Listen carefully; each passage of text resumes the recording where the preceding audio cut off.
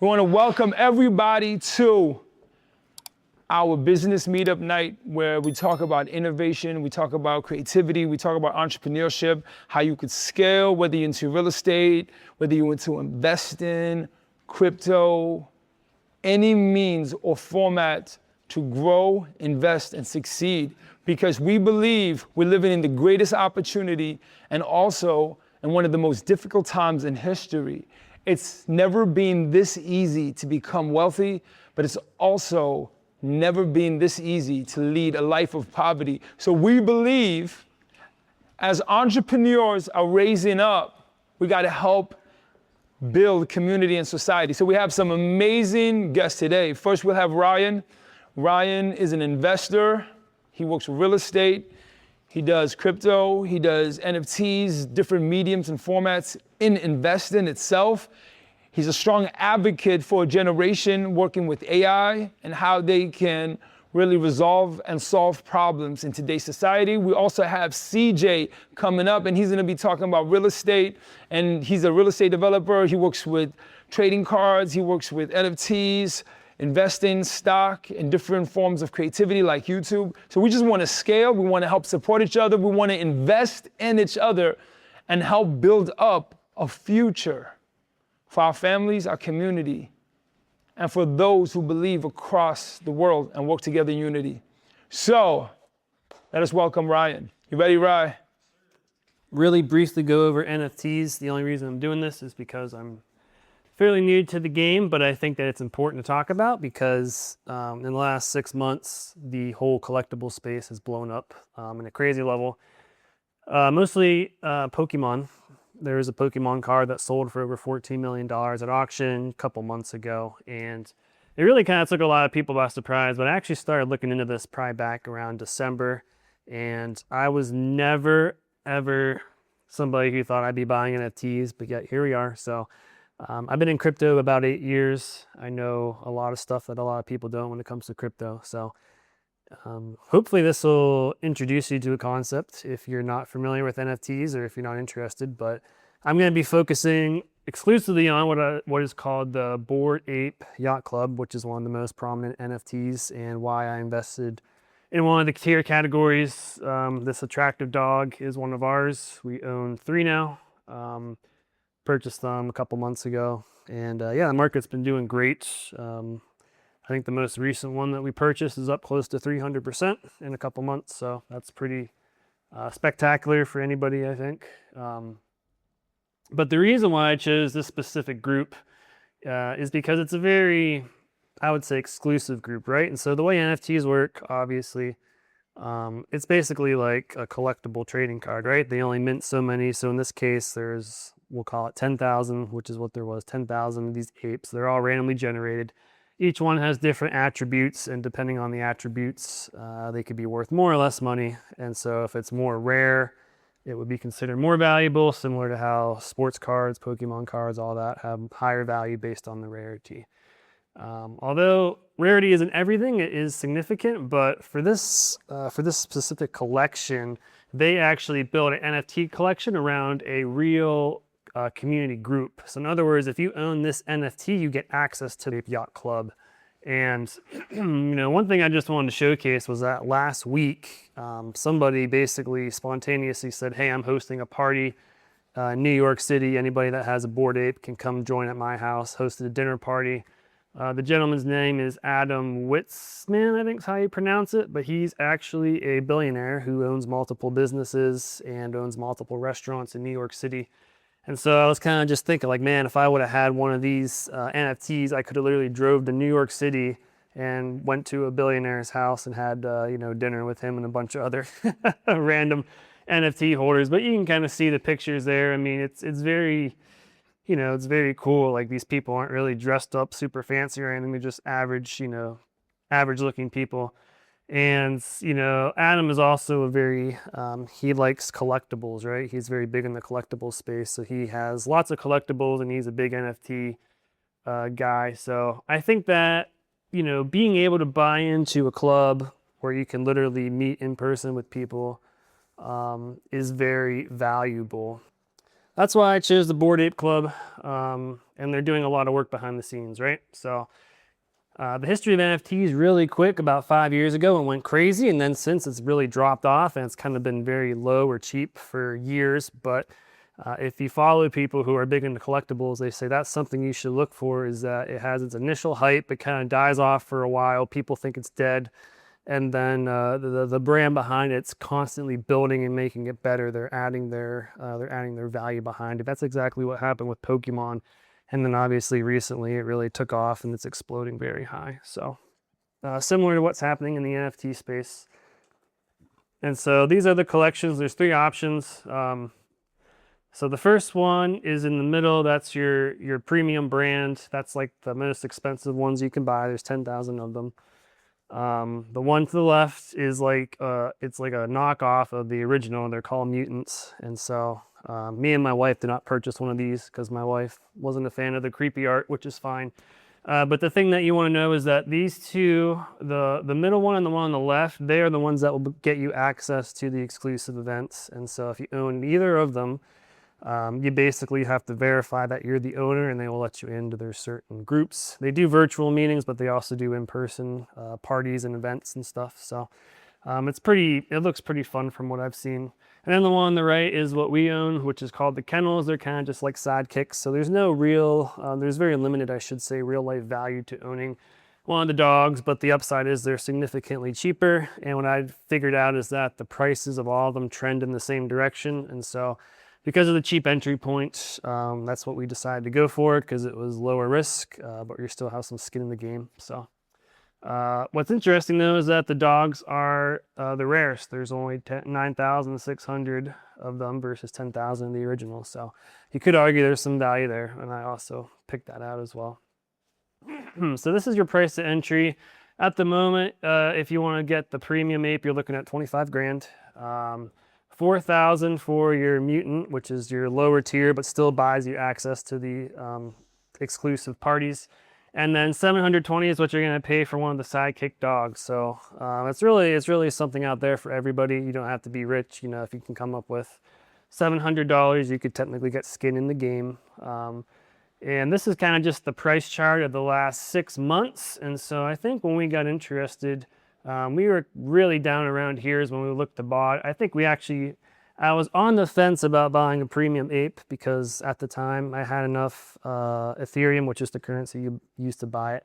I had enough. It was down around 4.5, and it would have been a sizable investment. But looking back, I probably should have did it, but I didn't, which is okay. I'm still happy with where we're at. But I wasn't considering the value of having that real life in person, meetings, which really took off in the last couple months. They weren't necessarily dead, but they were more dormant, so they'd happen every now and then. But as of recent, it's kind of come back to life. And so, celebrities and everybody that owns one, they're looking to meet in person. So this is your price chart from all-time high, and what you'll notice is that prices are down significantly.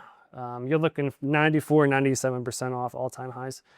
I believe at the peak here, if you want to buy a premium ape, you were looking at over 400,000, around 420,000, I think is what it costs to buy access to this club.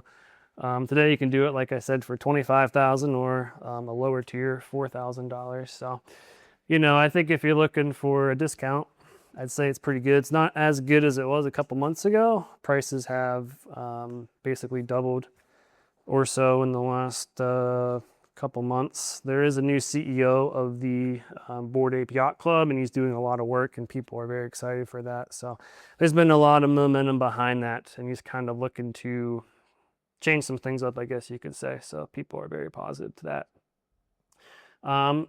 Really quick, if you're looking to collect NFTs, there is a website you can use called Eutsey, and this is one of the ones that we own, and it kind of breaks down every single trait. So there's 7 traits here, if you can see, and each one will tell you how rare or not rare it is. So you can see the background.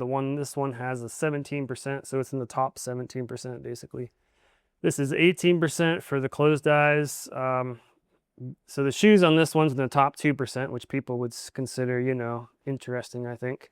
But if you look down here at the bottom, it's kind of blurry, but you'll notice it basically says bandana, and you'll see the dog has a bandana with the club logo on it. And for some reason, the stuff with logos sell for higher dollars because they scream more of your brand, right? And so I can't see what the price is, but I believe it's like 0.65 maybe Ethereum versus up here it's 0.3. And the prices are basically saying these are what's available on the market for this tier of collection. So if you want to buy an NFT with the club exterior, you're going to be paying 0.3 for the lowest price one. But if something's more rare, like the cheetah fur, you're going to be paying 0.42, which is actually quite a bit more money, right? Priced in Ethereum. Price of Ethereum is about $2,500. So, but long story short, you can kind of browse the traits and you can kind of see if it has rare items or not. I like to lean towards the things that have rare items, but are also not that much more expensive. So. Yeah, so I actually wrote down here, this is the dollar figure. So even though the cheapest dog you can buy is about $700, $800 today, the cheapest dog you can buy that has this bandana is listed at 1954. So 1,954, which is over double of the cheapest. So depending on who's looking to collect, if you have rare items on your NFT, they'll typically fetch you higher dollars. So in this case, the reason I bought this dog was because I thought it was being sold for cheaper than what it should have been, given it had this bandana. So I got a good deal on it, and I think it's probably going to be a great investment for me. So, and I think this might be my last slide, but these are just some recent activity of the last month here in April. So there's been a lot of chatter about this, but basically the big investors are kind of starting to come back out and purchase some of these apes at high prices. So one sold for $282,000, another one sold for $173,000, another sold for $116,000. And the reason why they fetch higher dollars is, once again, they're in the rarest of the rare, and so they call those grails. And a lot of time they actually will work with third parties who will basically go out and try and find buyers, so people who are very wealthy, and they'll actually find people who are interested, and they'll actually do like you don't want to call it offline, but it's basically an offline transaction where they get together, they come up with a price, and then they sell it because they're that valuable. But there's been a lot of activity in the last month, which would resemble that people with big money are kind of getting interested again. And like I said, the main thing I would really keep my eyes on is the whole collectibles market, because given that Pokemon has been going through the roof, I think NFTs are very, very similar to that whole, I mean, they're all collectibles, right? And so NFTs have gained some traction, but not near as much as what we've seen in the collectibles Pokemon space. And, you know, I think that people are overlooking NFTs right now. So there's giant potential. I would encourage everybody to at least consider it, look into it. I wouldn't buy. I mean, there's some really cheap projects from lesser known artists, so you can dabble around, play a little bit. You might hit the lottery, but if it was me, I'm going to stick to the more well-known projects, which, you know, Bored Ape Yacht Club is one of the biggest ones. So that's what I am buying personally. But you know, I think it's worth it. It's a good diversity play. You know, we're looking at like 1% of our portfolio, but I want to have some skin in the game because, you know, we've seen Pokemon go crazy the last 5 years. And if you would have owned some rare card, I mean, the returns on that, I think, have been better than pretty much every segment of the market. I think collectibles is outperforming everything, I think. So it's a trend, and I think NFTs have lagged. So something I would keep my eye on. But yeah, I think that's all I got. So anybody have any questions, I can certainly try to answer. Yes, sir. I have a question. Okie dokie, over here.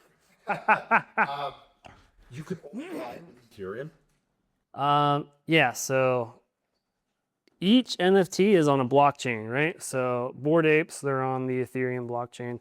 Other NFTs could be on Solana or other, you know, blockchains, currencies, or whatnot. So most of the big ones are on Ethereum, though. Yeah. So do you have to create a wallet, buy the Ethereum, and then purchase the NFT through the wallet? Basically, yeah, basically. Okay, what exchange are you using? So I have OpenSea, that's what I buy them off of, but my wallet is called Base, which is like a Coinbase affiliated wallet. So yeah, it's easy to, if you have a Coinbase, you can transfer from Coinbase to this wallet, very easy. And then if you go to the OpenSea website, it basically, you'll have like connect your wallet, and that's how you do it. You're basically able to sign in on your crypto wallet on their website, and that's how it links. And that's where it stores your NFTs as well, right? Yeah. So Okay.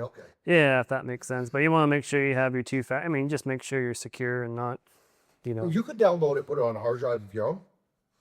Yeah, you can transfer it to like a hardware wallet or something. Yeah. Can you have it in both places?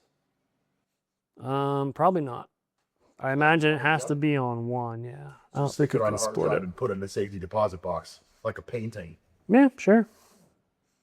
I mean, if it gets that valuable, right? I mean, a couple $100 is nice, but yeah, if you're sitting on $1 million NFT, you probably want to rethink where you store it. So, I mean, yeah, that's one of those things. Security is so difficult, and if you have a significant net worth, it's probably worth really. I would honestly pay an advisor, somebody that really knows what they're doing, just so you don't get screwed, basically. But for most of us, if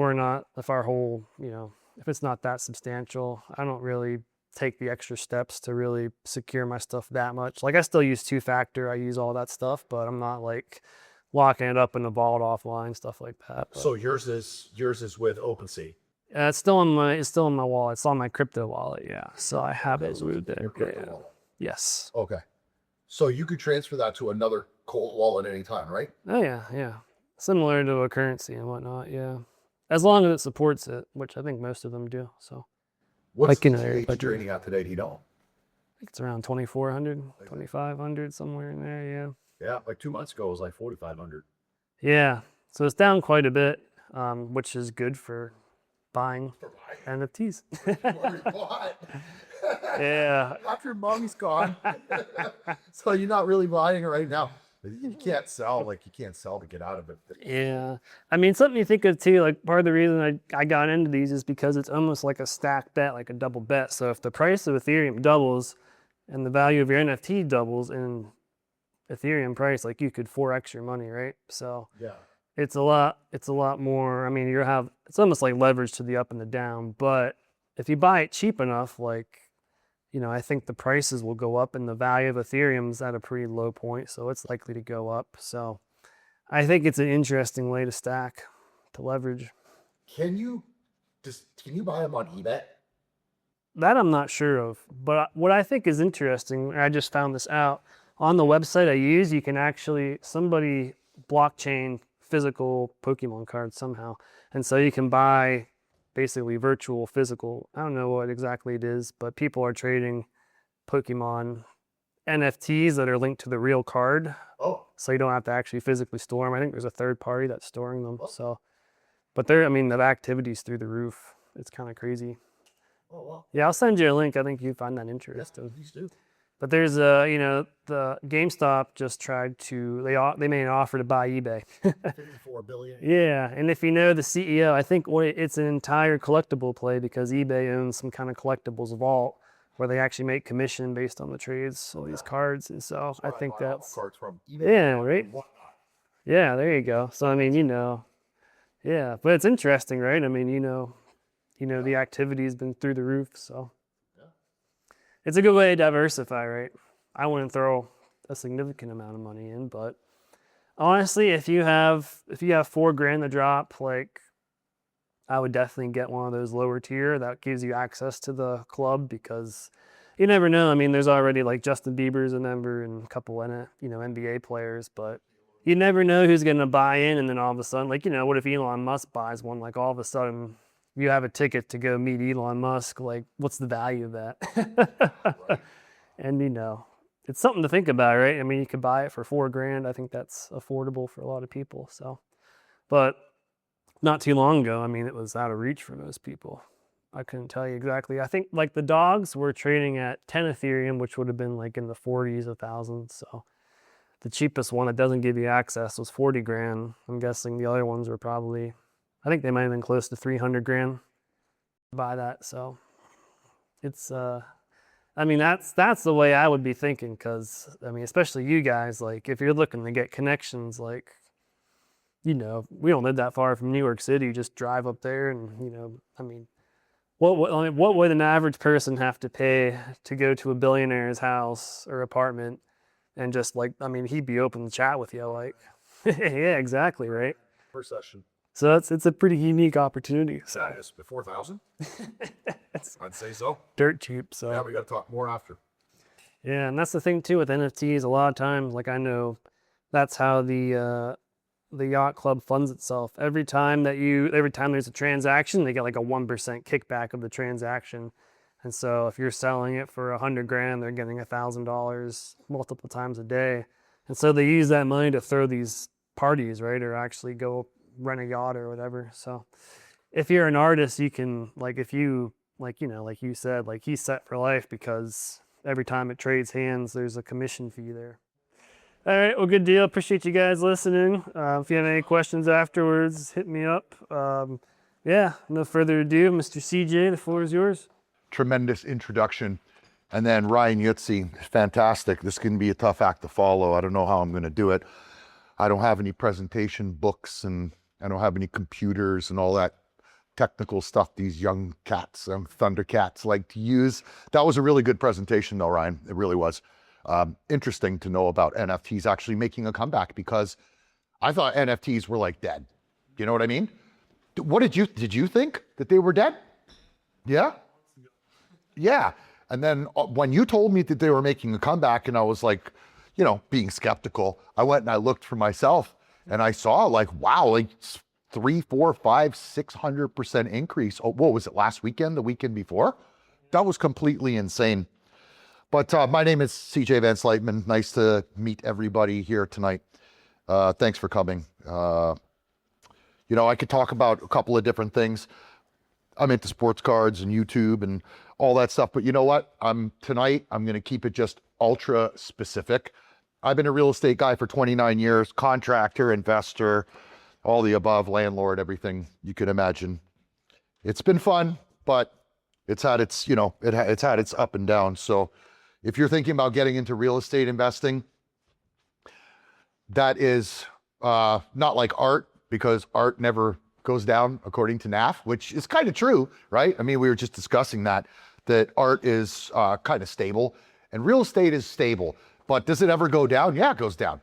And I think that was proven when people started buying in 2020 and realtors are like, yeah, just bid $400,000 for a $250,000 house. Don't worry about inspections and we'll just figure it out later. You buy it for 400, it's going to be worth 400 million in 5 years. And people bought into it. And now you see that real estate, in a lot of states, Florida, especially Texas, Arizona, California, parts of California, some of California is still going up, but parts of California and the states that I just mentioned, Tennessee, Georgia, they're all going down because they were overinflated. And I spent about 10 and a half years in Newcastle, Pennsylvania, and I'm going somewhere with this. Now, where's Newcastle? Who cares? Nobody knows and nobody wants to know really unless you're an investor, because it's not a great place. It's not the greatest place in the world. I've invested all over the country and all over the world, and Newcastle is probably the crappiest place, Newcastle and Sharon, PA. But there's a reason I spent almost 11 years out there, because it was cheap and it was affordable to hire people to work out there. And when I say cheap, I'm buying houses for like 20K. About 20 years ago, I moved to Pittsburgh. 20 years and 5 days ago, I moved to Pittsburgh and buying houses for $20,000, $30,000. And some of those houses went into the $500,000 range that I sold in 2020. But we spent a lot of time in Newcastle, Sharon, and into Ohio, Trumbull County, all the way up into Cleveland. And that's called the Rust Belt. And I believe that the Rust Belt is the #1 place to buy real estate in the entire country. And here's why. Because we're talking about Johnstown, PA, guys. Johnstown, PA, it's not the greatest place in the world. It's had a lot of decline over the past 30, 40 years in population, education, infrastructure. Things are changing. And I see the pattern in Newcastle that I saw in Newcastle. And Newcastle, it's still not the greatest place.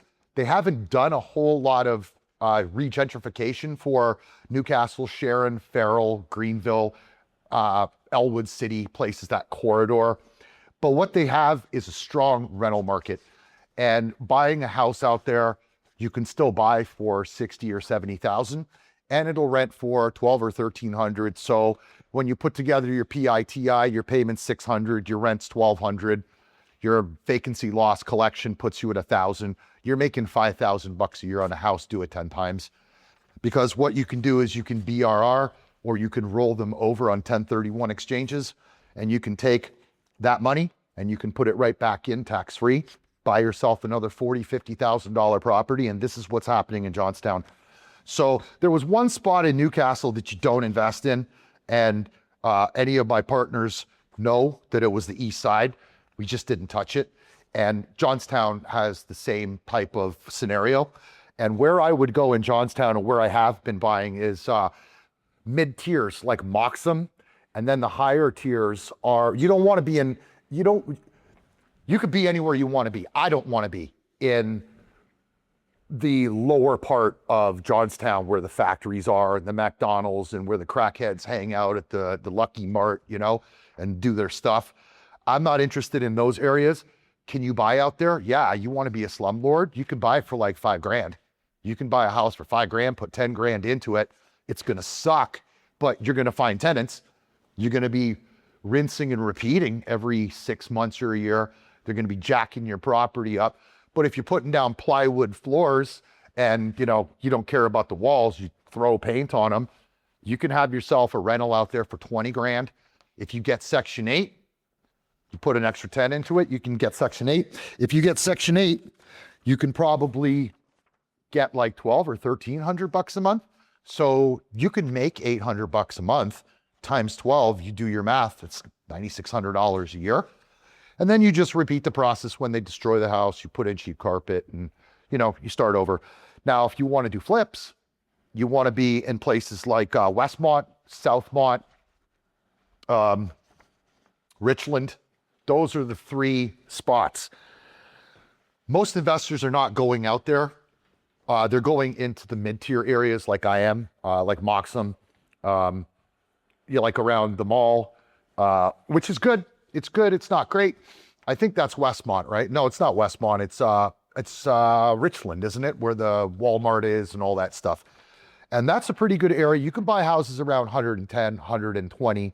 I bought one last year for 117. I put 30 into it. We sold it for 207.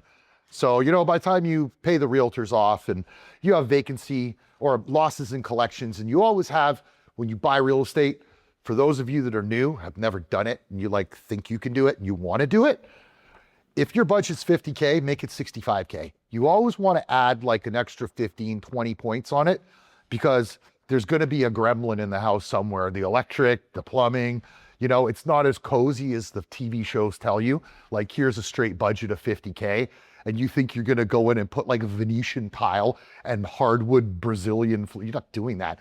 You're putting Benson Oak 69-cent garbage laminate flooring, and you're using builder square paint on the wall to get a tenant in there. If you're in those $50,000, $60,000 houses, if you're in the bigger ones, you're going to spend money. You're going to spend $70,000, $80,000 and expect that you might even spend $100,000 because a lot of people don't take into consideration the exterior.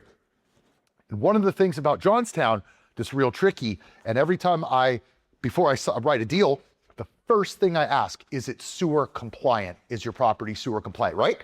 Because it's like 10 grand if your sewer is bad and they have to dig the line.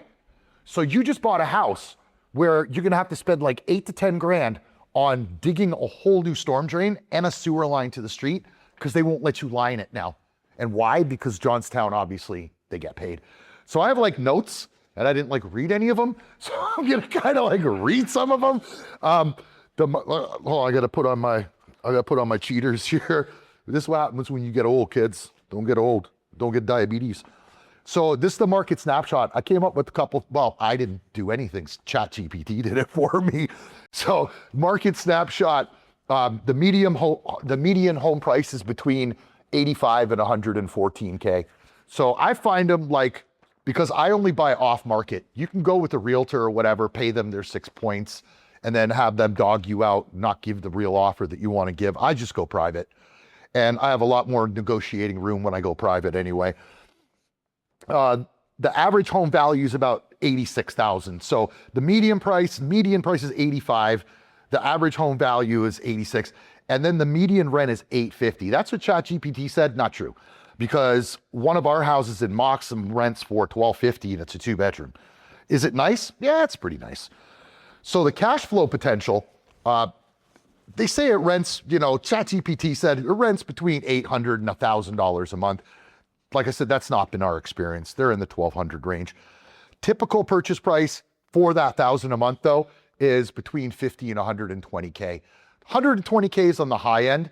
You got to follow the 1% rule. So if you buy a house for 100,000, it has to bring in $1,000. You have to clear $1,000.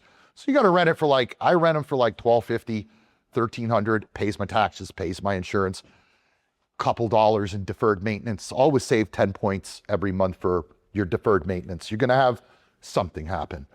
So it's primarily a cash flow driven market. And the estimated gross yield, which is nice, because if you're in Florida or if you're in Georgia, your gross is going to be maybe 6 points, 8 points at the very, very most. You're making 6% on your money to take the risk of hurricanes and destruction and tenants that are garbage that destroy your place. So when you're talking 14 to 16 points, there's a reason why the investors are coming to Johnstown, and they're coming to our little surrounding areas, Jennerstown, Hooversville, Hossople, what's the one just above Johnstown? Bend, what is it called? It'll come to me. Anyway, all of South Fork, all of these areas, Bedford, Somerset, all of these areas are inviting New Yorkers, Californians, people with big money, not just blue collar people. And these folks are coming out and I deal with them every day. I deal with people from overseas. 15 minutes before I got here, talking with somebody in England about property in Newcastle. So the prices are really low, and why they're so low is because it says that there's a recent price softening of 4 to 7%. That's really good. And this is what the investors in New York are seeing. They're coming here and they're like, oh, this is like monopoly money.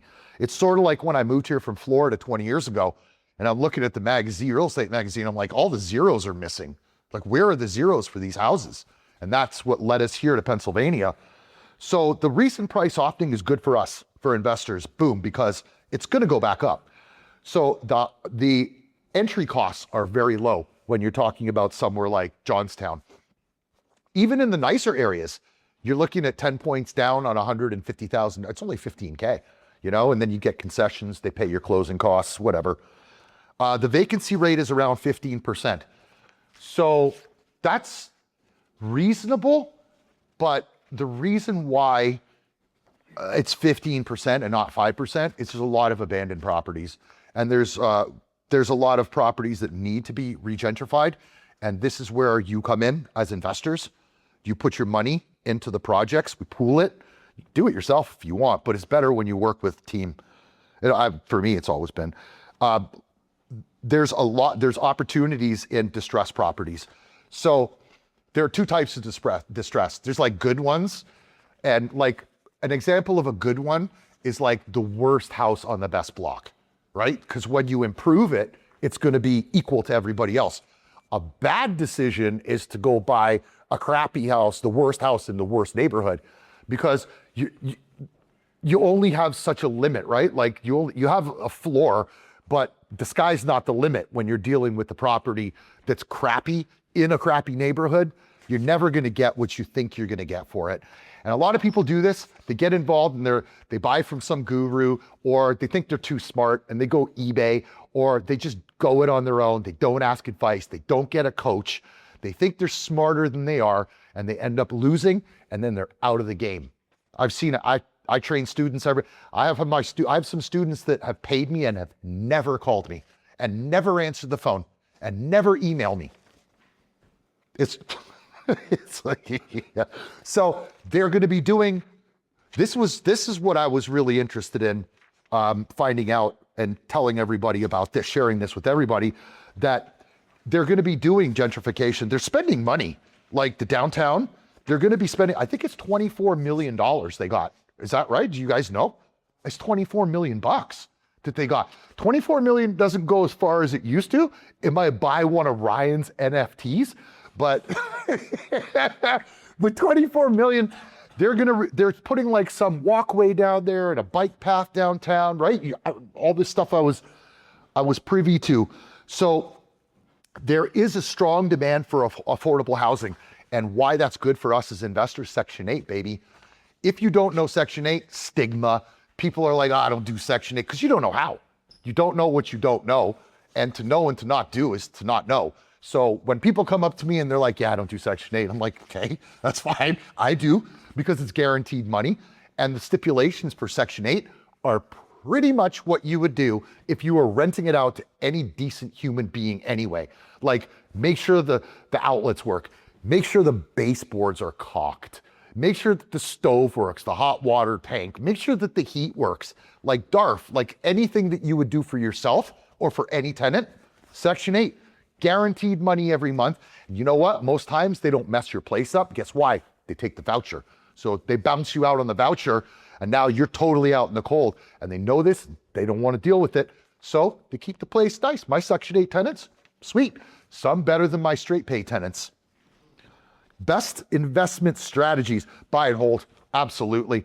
It's not a place to flip. Like if you're buying these mid-tiers, 50, 60, 80 grand, 100 grand, they're not for flipping. That is not for flipping. You can try it, make 5, 10 grand, give yourself a heart attack, and have dudes that show up or don't show up, and work that's not done, especially if you're out of state. Don't. If you're gonna do a flip, you go into Richland or you go into Westmont, Southmont, spend 150, drop 100, sell it for 4.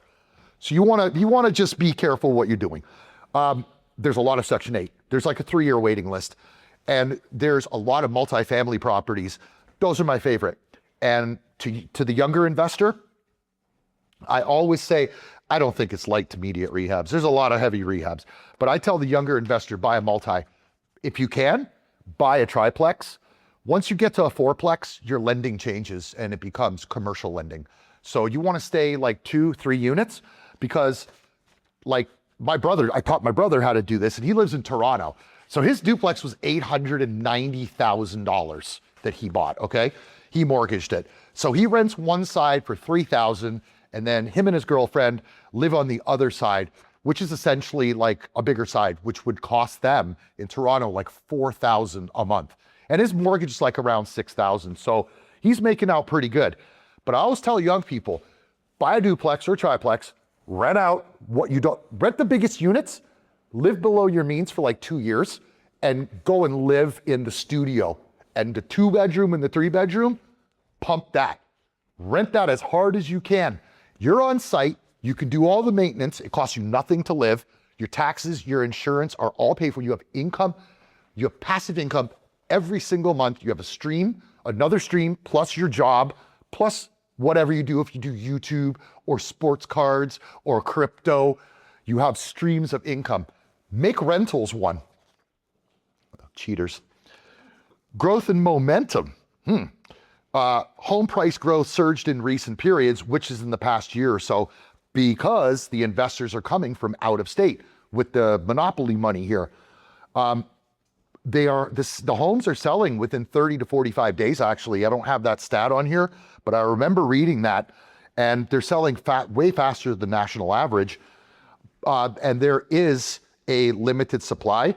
So we're about 2.5 months out for rentals. And I'll tell you what, and we're going through the early stages of rejuvenation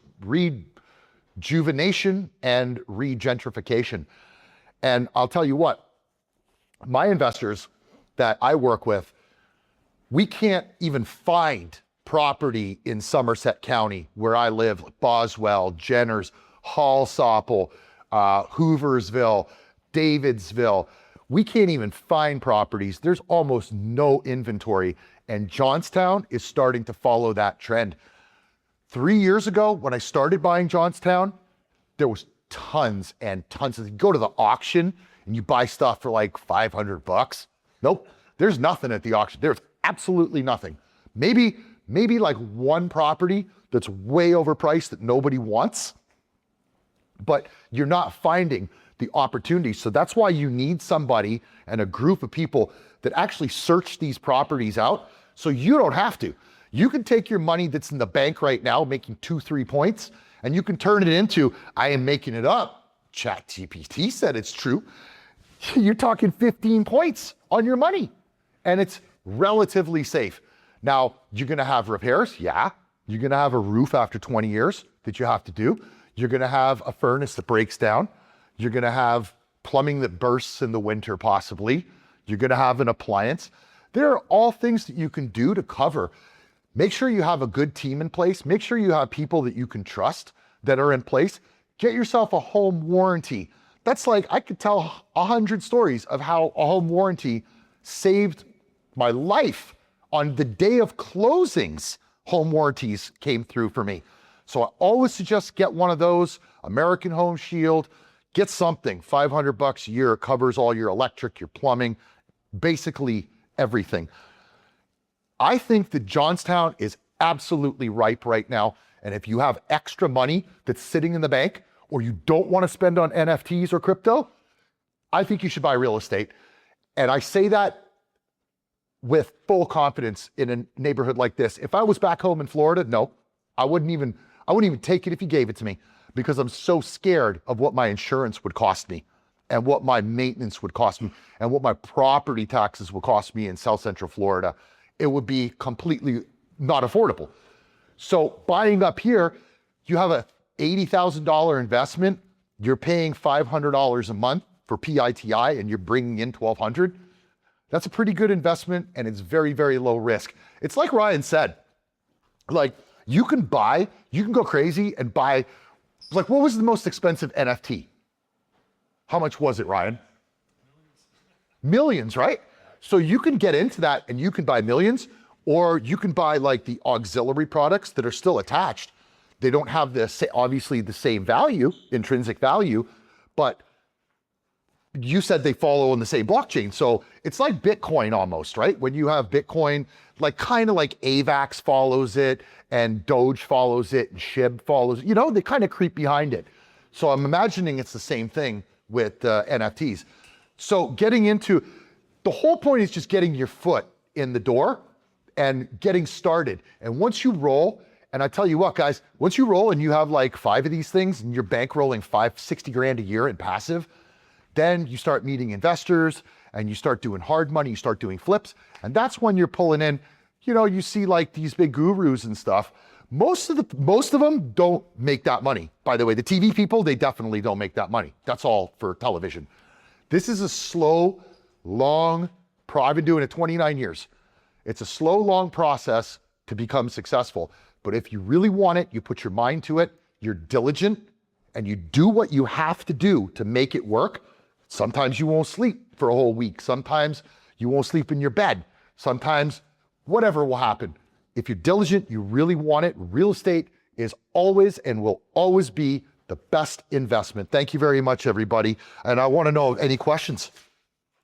Well, I don't have a question, but it's a comment for offline. Well, I'll get to you. Really, that piece of report. So me and Naftali were downtown.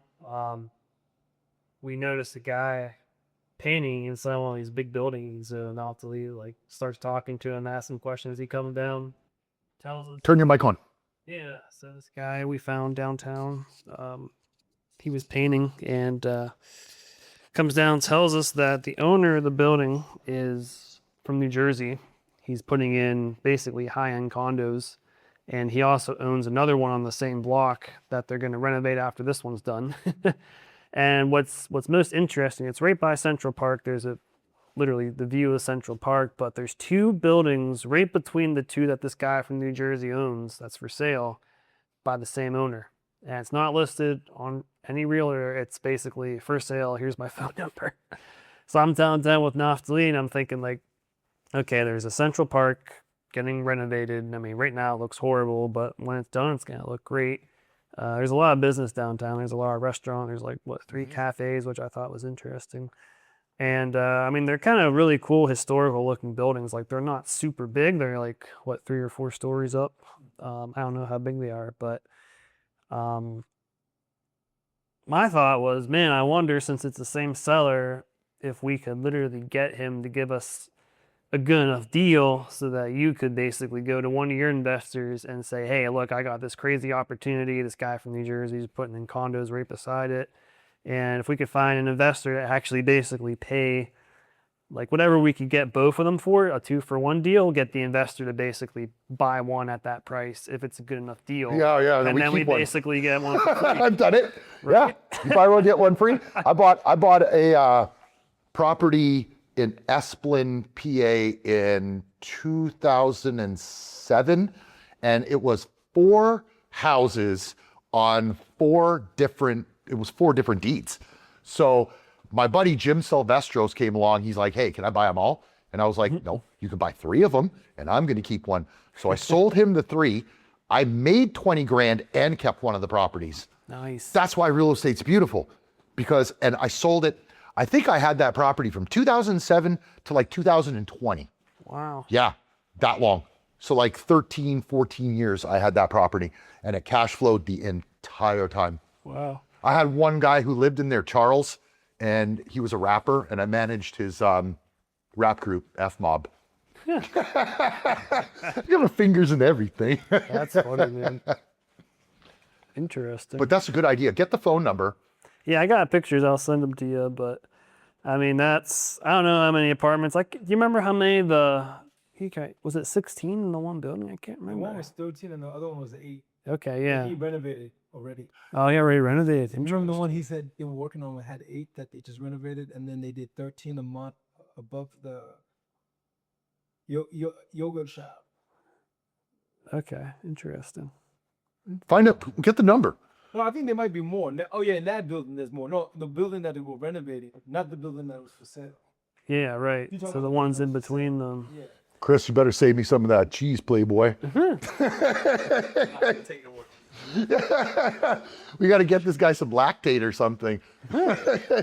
Any other questions? Get the number. Find out the number, Ryan. What's I guess my question is Moxum. Like I'm curious why you consider it mid-tier. Just what your observations are. Somebody that didn't grow up here. It's getting bad. It's getting worse than it was 5 years ago. Okay. So it's getting marginally worse, but you see in like the east side, like creep west into it, and it's like right on the border. Okay. But like where we have our properties in Moxum, they're okay. Mm-hmm. We don't have issues, like, and they're both the 2 we have is both straight pays. But we did have to redo the sewer, and very nicely, JD Danko, he's no longer here. He's in Hilton Head now. He did the sewer for us, and he did me a solid and did it for $4,500. Wow. Which was awesome because he did everything all the way to the street, dug it up and everything. $4,500. I couldn't complain. I've called around for a couple other ones because there's some other ones that I had under contract, and they're from wholesalers or whoever. They don't know anything they're talking about. So they tell you, oh yeah, it's sewer compliant. Call the borough. Is it sewer compliant? No. So it's done. This is a dead deal. Because I'm not dealing with it, because I don't know if they lie to me about one thing, what else are they lying to me about? You know what I mean? They're just trying to get a sale. I'm not about that. That's why I've been in business 29 years. I have no BBB comments or none of that. Never problems, man. Yeah. Because we do it the right way. You either want to invest or you don't. And you want to do it with somebody who knows what they're doing, or you want to go it on your own. Good luck. Yeah. Good luck. I've seen thousands come and go because they think they're too smart, or they don't want to spend money on a coach. They're like, oh, coach not going to teach me anything. And then they're gone. Or they buy a house and they turn. I won't mention his name. I had a guy call me. It starts with the S and the last letter is M, and then there's only one letter in the middle. So he calls me and he's like, hey man, I'm going to buy this property, but the parking on it's like really bad. But and I've been through this. been through this several times. The last one was in Monroeville, and it went from a $250,000 property down to a $150,000 property because of the driveway and the parking. And I was like, don't buy it.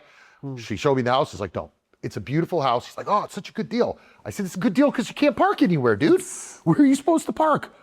And he's like, we'll figure it out. I'll make a parking spot. Anyway, so right now he's upside down 30,000. Wow. It's been on the market for like 6 months. So he's upside down 30,000. I told him, you're going to take a 70,000 loss on this. I think he's got an offer where he's going to take about 55,000 loss. Wow. All for parking. Didn't listen. Thought he's smarter, right? So not only is he going to take that loss, he had holding costs for like 6 months. Wow. So through the winter, it was cold winter. So he had to pay the gas bills, the electric bills, the water bills, the sewage bills, the trash bills, the taxes, the insurance, all the above. So I don't know I think he's too embarrassed to tell me like exactly what he's into, but I'm thinking it's got to be 70, 75 upside down. All because he didn't want to spend $5,000 on a mentor that could have made him $50,000. It's the mentality, man. You know, some people are just cheap or they're not serious. Like I said, I have students that pay me and they never call. I have to call them. I chase them, leave voicemails. Hey, call me back. I have one in Cincinnati, one of my students in Cincinnati. And he's like, he'll call me once a year and be all excited. And he's like, oh, I got this deal and I'm doing this with an apartment and I've just met this guy. And then his name's Tony. And I don't hear from Tony for like 11 months. And then he'll call me and he's like, do we still have our sessions? I'm like, dude, you didn't use any of your sessions for the whole year. And he'll just ramble on for 45 minutes and he'll talk about this investor and this project and this property and this and that and this and that. And I'm like, where are your results? Oh, it's coming. And you know what he doesn't do? He doesn't ask me what I would do. He just talks. So I'm like a extremely well-paid therapist, basically, when it comes to, anyway.